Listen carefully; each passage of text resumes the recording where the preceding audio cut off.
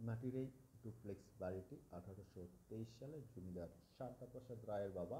পাল বংশের কাছ থেকে ক্রয় করেন এবং 2021 সালে এই রায় বাড়িটি বুরন রায় ও বাবন রায় বিক্রয় করে নাটোরে চলে যান। বাড়ির বর্তমানে এই কারুকার্যটি করার জন্য এই বাড়ির বর্তমান মালিক আসকার ইবনে সুলতান শান্ত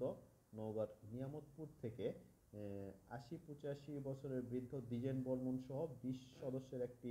টিমকে কাজ করতে লাগাই দেন এবং তারাই সুন্দরভাবে কাজ শুরু করে এবং ৪ মাস কাজ করার পর এই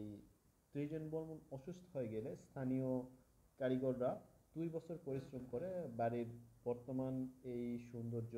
ফিরিয়ে আনেন। সামনের দিকে ৫টি পিলার রয়েছে, তার সামনে একটি ফোয়ারা রয়েছে, তার দরজা রয়েছে এবং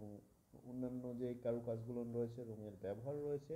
এগুলো অসাধারণভাবে ফুটিয়ে তুলেছেন এবং প্রতিদিন অনেক লোক এটা দেখার জন্য ভিড় জমায়।